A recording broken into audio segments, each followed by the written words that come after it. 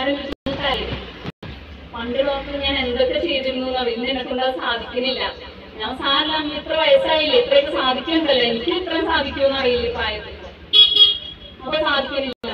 അപ്പൊ നമ്മുടെ ഓരോ പ്രശ്നം സംഭവിക്കും. നമ്മുടെ അമ്മകൾക്ക്, നമ്മുടെ നാരികൾക്ക്, നമ്മുടെ എല്ലിന്, എല്ലാത്തിനും ഇപ്പൊ പ്രധാനമായിട്ടും അസ്ഫിക്ഷയം സംഭവിക്കണം. അതായത് അതുകൊണ്ടാണ് ഞാൻ എല്ലാവരോടും പറയും, വീഴരുത് കേട്ടോ. വീട് കഴിഞ്ഞ് കഴിഞ്ഞാൽ ഒടിയും, ഉറപ്പായി. ഒടിഞ്ഞാൽ തന്നെ നമുക്ക് പണ്ടത്തെ പോലെ ചെറുപ്പത്തിലായി വേഗം ഇത് കൂടിച്ചേരും. ഇത് കൂടിച്ചേരാൻ പറ്റില്ല. അതുകൊണ്ട് വീഴാൻ നോക്കാന്ന് പറഞ്ഞത് നമ്മുടെ ഡെൻസിറ്റി, ബോൺ ഡെൻസിറ്റി കുറയുകയാണ്. അതായത് നമുക്ക് കാൽഷ്യം, നമുക്ക് പ്രായമാകുമ്പോൾ പലതും കുറഞ്ഞു വരിക. നമുക്ക് നല്ലോണം ഭക്ഷണം കഴിക്കാൻ, എന്നാ ഭക്ഷണം കഴിക്കാൻ പറ്റായിക വരിക, നമുക്ക് നല്ലോണം ഉറങ്ങാൻ പറ്റായിക വരിക.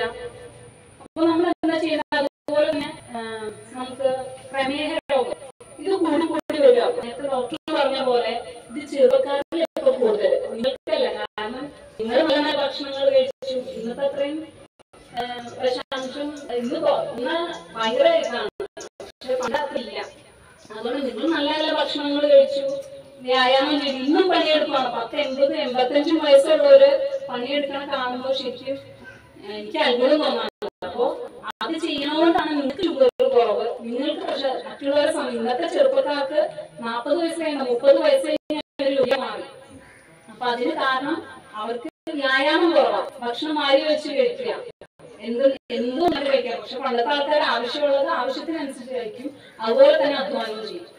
ഇനി വേറൊരു കാര്യം എന്ന് പറഞ്ഞാൽ, നമ്മൾ ഈ ഷുഗറിനൊക്കെ മരുന്ന് കഴിച്ച് ഇപ്പൊ നമ്മൾ ശരി ആരോഗ്യ കഴിച്ചു കഴിഞ്ഞാൽ വേഗം മാറും. നമ്മുടെ ഷുഗർ ലെവല് ഇപ്പൊ ഇന്ന് കഴിച്ച 2 ദിവസം കഴിയുമ്പോഴത്തേക്കും നമുക്ക് നേരെ നോർമലിലേക്ക് കിട്ടും. പക്ഷെ കിട്ടിക്കഴിഞ്ഞിട്ട് എന്താ, ഇത് നമ്മൾ പതുക്കെ നമ്മൾ ഓരോന്നും നമുക്ക് അടുത്ത രോഗാവസ്ഥ നമുക്ക് ഉണ്ടായിക്കൊണ്ടിരിക്കുകയാണ്. അത് നമ്മൾ തിരിച്ചറിയണം.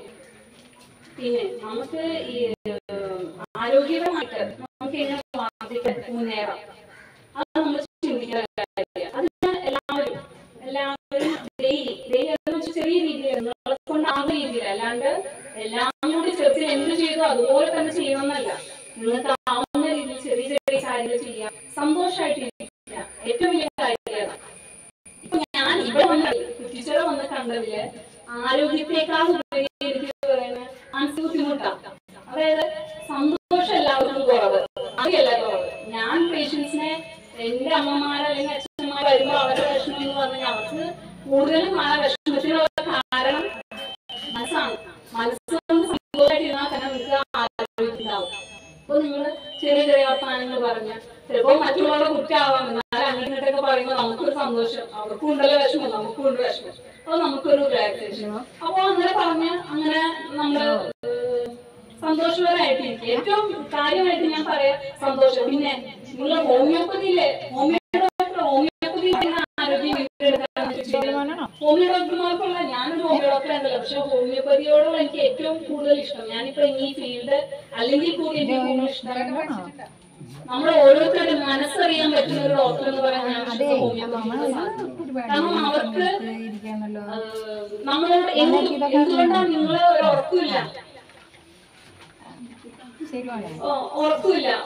എനിക്ക് നമ്മളിപ്പോ എന്താ കാരണം നമുക്ക് എന്തെങ്കിലും വിഷമം ഉണ്ടെന്ന് ചോദിക്കാൻ ഞങ്ങൾക്കത് അറിയാൻ പറ്റും. നിങ്ങൾക്ക് എന്തോ ഉള്ളത് കൊണ്ടാണ്, അല്ലാണ്ട് വെറുതെ ഉറപ്പില്ല എനിക്ക് അത് നിങ്ങൾക്ക് അറിയാൻ പറ്റും. അപ്പോ അതറിഞ്ഞ് നമ്മള് ഒരു ഡോക്ടറെ കണ്ട് നിങ്ങൾക്ക് ഒരു ഹാഫ് കൗൺസിലിംഗ് കൂടി ഹോമിയോ ഡോക്ടറെ കാണുമ്പോൾ നിങ്ങൾക്ക് ഉണ്ടാവുന്നത്. അതുകൊണ്ടാണ് ഇപ്പൊ ആയുഷിന്റെ ഇതില് ആയുർവേദം, യോഗ, നാച്ചുറോപ്പതി, സിദ്ധ, ഹോമിയോപ്പതി, ഇങ്ങനെ ഇത്രയും ശാഖകളാണ് ഉള്ളത്. ഇതിൽ ഹോമിയോപ്പതിയിൽ ഞാൻ കണ്ടെന്ന് പറഞ്ഞാൽ നിങ്ങൾക്ക് ഹാഫ് കൗൺസിലിംഗ് കൂടി കിട്ടുവാണ്. അതായത് നിങ്ങൾക്ക് മനസ്സ് തുറന്ന് നിങ്ങൾക്ക് എന്തും പറയാം, നിങ്ങളുടെ വീട്ടിലെ കുടുംബത്തിൽ എന്ത് പ്രശ്നങ്ങളും പറയാം. കാരണം ഒരു ഡോക്ടറിൽ നിന്ന് വിട്ട് എങ്ങോട്ടും പോകാനല്ല നിങ്ങൾക്ക് ഉറപ്പാണ്. എന്തുകൊണ്ട് ഹോമിയോ ഡോക്ടറെ കാണുന്നെങ്കിൽ സമയം ഡോക്ടർ പറയുന്ന കാര്യങ്ങൾ നിങ്ങൾ കേട്ടപ്പോൾ ആദ്യം നിങ്ങൾക്ക് ചിലപ്പോൾ മരുന്നുകൊണ്ട് പറഞ്ഞ ആശ്വാസമുള്ളൂ, ബാക്കി അത് സംസാരിച്ച് വരുന്ന ആശ്വാസമാണ്.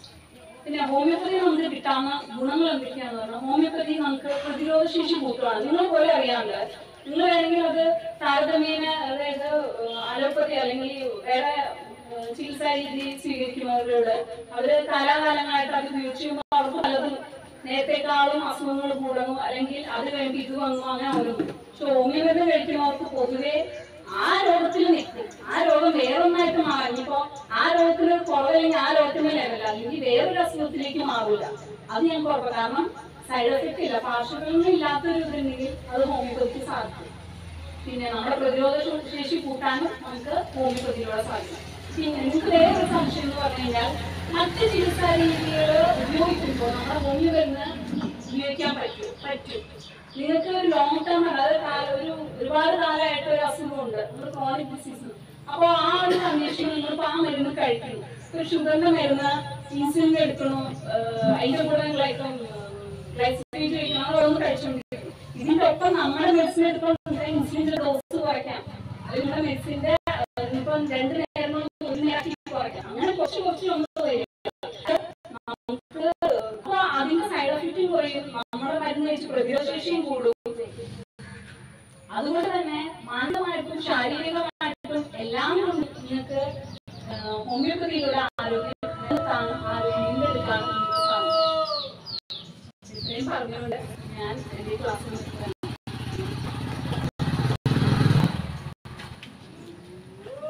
ഡോക്ടറാണ് കേട്ടാ വരുന്ന